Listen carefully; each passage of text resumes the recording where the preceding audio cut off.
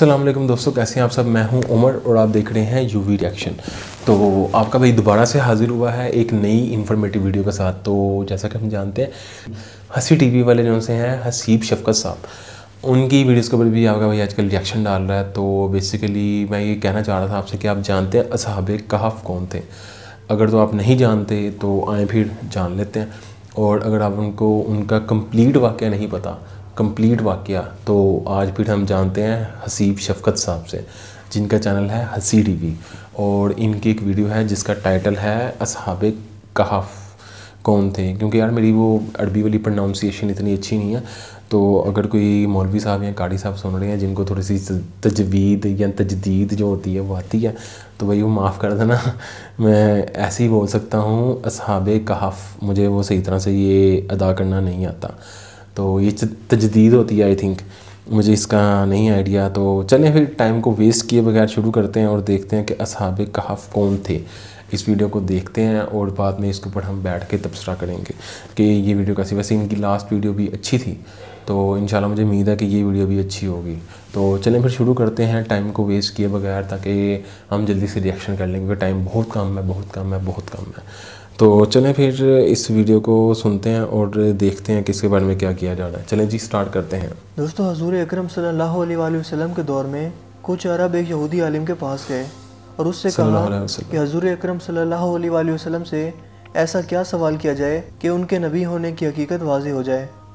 اس کے جواب میں اس یہودی عالم نے حضور پاک صلی اللہ علیہ وآلہ وسلم سے 3 سوال پوچھنے کا کہا، جن میں سے ایک سوال یہ تھا کہ اصحاب کہف کون تھے۔ لہٰذا اللہ پاک نے اپنے محبوب محمد صلی اللہ علیہ وآلہ وسلم کو اس کا جواب قرآن پاک کی سورہ کہف کے اندر مکمل وضاحت کے ساتھ بیان فرمایا۔ بے شک اس کے مطابق یہ حضرت عیسیٰ علیہ السلام کا دور تھا جب اللہ پاک نے ان کو آج کے دور کے فلسطین کے علاقے میں لوگوں کو اسلام کی تبلیغ کے لیے بھیجا۔ یہ علاقہ اس وقت رومن امپائر میں شمار ہوتا تھا اور یہ بت پرست لوگ تھے۔ یہاں ایک یہودی بادشاہ کی حکمرانی تھی جو رومن حکومت کے ماتحت ہی کام کر رہا تھا۔ جب حضرت عیسیٰ نے یہاں تبلیغ شروع کی تو رومی لوگ آپ کے مخالف ہو گئے اور آپ کو گرفتار کر کے سولی پر لٹکانا چاہا، حق کی بات کو، مگر اللہ پاک کے حکم سے آپ کو زندہ آسمان پر اٹھا لیا گیا۔ بے شک اس واقعے کے کچھ عرصہ بعد یہودی لوگوں نے رومی حکومت کے خلاف بغاوت کر دی، لہٰذا اس کے رد عمل میں غصہ ہو کر ٹائٹس نامی رومی بادشاہ نے یروشلم اور فلسطین پر حملہ کر کے اسے مکمل تباہ کر دیا، حتیٰ کہ بیت المقدس کو بھی اس نے مکمل تباہ کر دیا۔ اس دوران اس نے 1.5 لاکھ یہودیوں کو قتل کر دیا۔ جو بچے کچھ یہودی یہاں رہ گئے تھے وہ جان بچا کر فلسطین سے نکل گئے، اور یوں صرف عیسائی لوگ جو حضرت عیسیٰ علیہ السلام کے ماننے والے تھے، ان کی تعلیمات کے پیروکار تھے، صرف وہی فلسطین میں موجود رہ گئے۔ دوستو، اس زمانے میں دقیانوس نام کے بادشاہ کی حکومت تھی جو کہ رومی تھا اور بت پرست تھا، لہٰذا اس کی حکومت میں موجود عیسائی لوگوں پر اس نے ظلم و ستم کرنا شروع کر دیا، یہاں تک کہ حضرت عیسیٰ کے ماننے والوں یا ان کے چند نوجوان حواریوں کو ایک روز اس نے اپنے دربار میں بلا لیا اور ان سے کہا کہ میں تمہیں چند روز کی مہلت دیتا ہوں کہ تم اپنے نئے دین یعنی عیسائیت سے باز آ جاؤ، ورنہ میں تمہیں قتل کروا دوں گا۔ دوستو، عیسیٰ علیہ السلام کے پیروکار یہ نوجوان لوگ دراصل اصحاب کہف تھے، جن کے واقعہ کا ذکر قرآن پاک کی سورہ کہف میں وضاحت سے موجود ہے۔ ان نوجوانوں نے جب یہ دھمکی سنی تو شدید پریشان ہو گئے، کیونکہ وہ اس بادشاہ سے لڑنے کی ہمت نہیں رکھتے تھے اور نہ ہی اس شہر میں رہ کر عیسائی تعلیمات جاری رکھ سکتے تھے، ورنہ دقیانوس بادشاہ ان کو قتل کروا دیتا۔ لہٰذا انہوں نے شہر چھوڑ کر کہیں بھاگ جانے کا فیصلہ کیا اور اللہ پاک کی ذات پر بھروسہ کر کے شہر سے نکل گئے، یہ سوچتے ہوئے کہ اب اللہ پاک ہی ہمارے لیے کوئی فیصلہ کرے گا اور ہمارے لیے کوئی نیا راستہ بنائے گا۔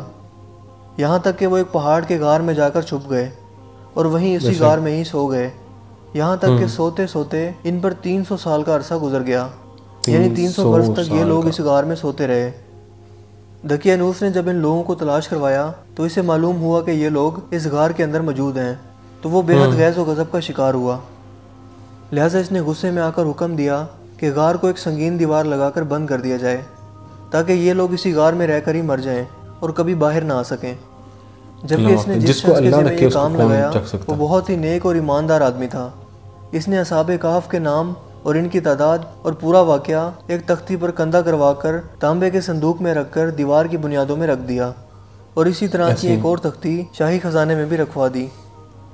اس 300 سال کے عرصہ کے دوران دقیانوس بادشاہ مر گیا اور کئی بادشاہ اور کئی حکومتیں آئیں اور چلی گئیں، یہاں تک کہ 300 عیسوی میں رومن امپائر نے بھی عیسائیت اختیار کر لی۔ اس زمانے کے بعد یعنی 446 عیسوی میں بیدروس نامی عیسائی بادشاہ کی حکومت آئی، جو کہ ایک نیک دل اور انصاف پسند بادشاہ تھا، اور اس نے 68 سال تک شان و شوکت سے حکومت کی۔ اس کے دور میں مذہبی فرقہ پسندی جب عروج پر پہنچ چکی تھی اور لوگوں میں مرنے کے بعد دوبارہ زندہ کیے جانے اور قیامت کا یقین ختم ہوتا جا رہا تھا، تو اپنی قوم کا یہ حال دیکھ کر بیدروس نامی بادشاہ انتہائی رنجیدہ ہوا اور ایک روز اپنے مکان کی تنہائی میں جا کر بند ہو گیا۔ یہاں وہ اللہ پاک کی بارگاہ میں بے قراری سے دعا کرتا رہا کہ اے اللہ، کچھ ایسی نشانی ظاہر فرما کہ میری قوم کے لوگوں کا ایمان پھر سے تازہ ہو جائے، انہیں قیامت کا اور مرنے کے بعد دوبارہ زندہ کیے جانے کا اور ایک خدا کے موجود ہونے کا یقین ہو جائے۔ اللہ پاک نے اس کی یہ دعا قبول فرمائی۔ لہٰذا ایک روز ایک چرواہا اپنی بکریوں کو ٹھہرانے کے لیے اس غار کے پاس پہنچا۔ یہ وہی غار تھی جس میں اصحاب کہف موجود تھے اور اس میں سو رہے تھے۔ اس چرواہے نے چند لوگوں کے ساتھ مل کر اس دیوار کو گروا دیا۔ اس دیوار کے گرتے ہی دیوار گرانے والوں پر ایسی ہیبت اور خوف طاری ہوا کہ سب گھبرا کر وہاں سے بھاگ گئے۔ یوں اللہ پاک کے حکم سے اصحاب کہف اپنی نیند سے بیدار ہوئے اور ایک دوسرے سے سلام و کلام میں مشغول ہو گئے۔ جب انہیں بھوک لگی تو اپنے ایک ساتھی جس کا نام یملیخا تھا، اس سے کہا کہ تم بازار جا کر نہایت خاموشی سے کھانا لے کر آؤ اور یہ بھی معلوم کرنا کہ دقیانوس ہم لوگوں کے بارے میں کیا ارادہ رکھتا ہے۔ جب یملیخا غار سے نکل کر بازار پہنچے تو یہ دیکھ کر حیران رہ گئے کہ شہر میں ہر طرف اسلام کا چرچا اور بول بالا نظر آ رہا ہے، حتیٰ کہ لوگ اعلانیہ حضرت عیسیٰ علیہ السلام کا کلمہ پڑھ رہے ہیں اور ان کی تعلیمات پر عمل بھی کر رہے ہیں۔ اس کشمکش میں یملیخا ایک دکان پر کھانا لینے کے لیے پہنچے اور کھانے کی قیمت کے بدلے میں دقیانوسی زمانے کا سکہ دکاندار کو دے دیا، جو کہ ظاہر ہے 300 سال پہلے کا تھا اور اب بند ہو چکا تھا، حتیٰ کہ اس کو کوئی پہچاننے والا بھی باقی نہ رہا تھا۔ دکاندار نے یہ سکہ دیکھا تو اس کو شک ہوا کہ شاید اس شخص کو کوئی پرانا خزانہ مل گیا ہے، لہٰذا اس نے یملیخا کو سپاہیوں کے سپرد کروا دیا تاکہ وہ اس خزانے کے بارے میں پوچھ گچھ کریں۔ یوں سپاہیوں نے یملیخا کو پکڑ لیا اور ان سے سوال کرنے لگے کہ بتاؤ وہ خزانہ کہاں ہے۔ جواب میں یملیخا نے کہا کہ میرے پاس کوئی خزانہ موجود نہیں ہے، یہ ہمارا ہی روپیہ ہے۔ سپاہیوں نے کہا کہ ہم کیسے مان لیں، کیونکہ یہ سکہ تو 300 سال پرانا ہے جبکہ تم لوگ ابھی جوان ہو، لہٰذا سچ سچ بتاؤ کہ معاملہ آخر کیا ہے تاکہ اس کا کوئی مناسب حل نکالا جا سکے۔ جواب میں یملیخا نے کہا کہ پہلے مجھے یہ بتاؤ کہ دقیانوس بادشاہ کا کیا حال ہے۔ سپاہیوں نے یہ سنا تو جواب دیا کہ آج اس نام کا کوئی بادشاہ پوری روئے زمین پر موجود نہیں ہے، مگر ہاں سینکڑوں سال پہلے اس نام سے ایک بے ایمان بادشاہ گزرا تھا اور وہ بت پرست تھا۔ یہ جواب سن کر یملیخا ششدر اور پریشان ہو کر رہ گئے اور بتایا کہ ابھی کل ہی تو ہم اس کے شر سے اپنا ایمان اور جان بچا کر بھاگے تھے اور میں اور میرے ساتھی قریب کے ایک غار میں چھپ گئے تھے، جبکہ میرے باقی ساتھی اس وقت بھی اس غار میں موجود ہیں۔ تم لوگ میرے ساتھ چل کر خود ہی ان کو کیوں نہیں دیکھ لیتے؟ اللہ تعالیٰ کی قدرت۔ جب سپاہی اور شہر کے لوگ ایک کثیر تعداد میں اس غار کے پاس پہنچے تو اصحاب کہف یملیخا کے انتظار میں تھے کہ انہوں نے آنے میں بہت دیر کر دی اور شاید یملیخا کو بادشاہ نے گرفتار نہ کروا لیا ہو۔ جب غار پر بہت سے آدمی پہنچے اور شور و گل سنائی دینے لگا تو اصحاب کہف سمجھے کہ شاید دقیانوس کی فوج ہمارا تعاقب کر کے غار تک آن پہنچی ہے، لہٰذا وہ اللہ پاک کے ذکر و اذکار اور اس کی حمد و ثنا میں مصروف ہو گئے۔ سپاہیوں نے غار پر پہنچ کر وہ تانبے کا صندوق برآمد کر لیا اور اس کے اندر سے تختی کو نکال کر پڑھا تو وہاں اصحاب کہف کے نام اور یہ لکھا ہوا تھا کہ یہ مومنوں کی جماعت ہے اور اپنے دین کی حفاظت کے لیے دقیانوس بادشاہ کے خوف سے اس غار میں پناہ گزین ہوئی ہے، اور دقیانوس نے غصے میں آ کر اس غار کے منہ کو بند کروا دیا ہے، لہٰذا جب کبھی بھی یہ غار کھلے تو لوگ اصحاب کہف کا حال یہاں سے معلوم کر سکیں۔ سپاہی یہ دیکھ کر حیران و پریشان رہ گئے اور جب کچھ سمجھ نہ آیا تو اپنے بادشاہ بیدروس کو اصحاب کہف کی اطلاع دی۔ بیدروس بادشاہ نے جب یہ خبر سنی تو فوراً اپنے عمرہ اور عمائدین شہر کے ساتھ اس غار پر پہنچ گیا۔ اصحاب کہف نے غار سے نکل کر بادشاہ سے تمام واقعہ بیان کیا۔ بیدروس نے سجدہ گزار ہو کر اللہ پاک کا شکر ادا کیا کہ اے اللہ میری دعا قبول ہوئی اور آپ نے ایسی نشانی ظاہر فرما دی کہ انسان موت کے بعد زندہ ہونے کا یقین ضرور کرے گا۔ اس کے بعد اصحاب کہف نے بیدروس بادشاہ کو دعا دی کہ اللہ تمہاری بادشاہی میں برکت عطا کرے، اور سلام کرنے کے بعد دوبارہ اسی غار میں واپس چلے گئے اور دوبارہ وہیں جا کر سو گئے جہاں سے بیدار ہوئے تھے۔ لہٰذا اسی نیند کی حالت میں اللہ پاک نے ان اصحاب کہف کو موت دے دی۔ بادشاہ بیدروس نے سال کی لکڑی کا صندوق بنوا کر اصحاب کہف کی لاشوں کو اس میں رکھوا دیا۔ بیدروس بادشاہ نے غار کے منہ پر ایک مسجد بھی بنوا دی اور سالانہ ایک دن مقرر کر دیا جب لوگ اصحاب کہف کی قبروں کی زیارت کے لیے آیا کرتے تھے۔ دوستو، اصحاب کہف کی تعداد کے بارے میں علماء کرام کی بہت سی رائے پائی جاتی ہیں۔ حضرت عبداللہ بن عباس فرماتے ہیں کہ اصحاب کہف کی تعداد 7 ہے، جبکہ 8واں ان کا کتا تھا۔ ایسے ہی ہے، کتا بھی تھا، جبکہ ان کے ناموں میں بھی کافی اختلاف موجود ہے۔ حضرت علی رضی اللہ تعالیٰ عنہ سے روایت ہے کہ ان کے نام یہ تھے: یملیخہ، مکشمنا، مشلینا، مرموش، گبرنوش، شازنوش، اور 7واں ایک چرواہا تھا جو ان کے ساتھ چل پڑا تھا، جس کا ذکر آپ نے نہیں فرمایا، جبکہ ان لوگوں کے کتے کا نام کثیر تھا۔ دوستوں، یہاں سوچنے کی بات یہ ہے کہ آخر ایسا کیسے ممکن ہوا؟ اصحاب کہف پر وقت اثر انداز کیوں نہیں ہوا، اور نہ ہی ان کے جسمانی خد و خال میں کوئی تبدیلی واقع ہوئی، جبکہ ان کے آس پاس 300 سال کا وقت گزر گیا؟ نہیں ہوا۔ سائنسی طور پر اگر اس کی وضاحت کریں تو ایسا تب ممکن ہو سکتا ہے جب تھیوری آف ریلیٹیوٹی کے مطابق اس غار میں جہاں اصحاب کہف لیٹے ہوئے تھے، اس جگہ کا گریویٹیشنل فیلڈ غار سے باہر موجود جگہوں سے بالکل کم ہو گیا ہو، یا پھر تقریباً ختم ہو گیا ہو، لہٰذا ان کے لیے وقت رک گیا ہوگا، جبکہ ان کے آس پاس کا تمام وقت چلتا رہا۔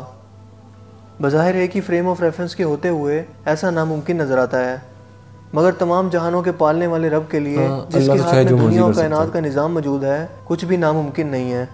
یہ تو محض انسانی سوچ کی حدود ہیں، جبکہ اللہ پاک کے لیے سب کچھ کن فیکون کی دوری پر موجود ہے۔ بے شک۔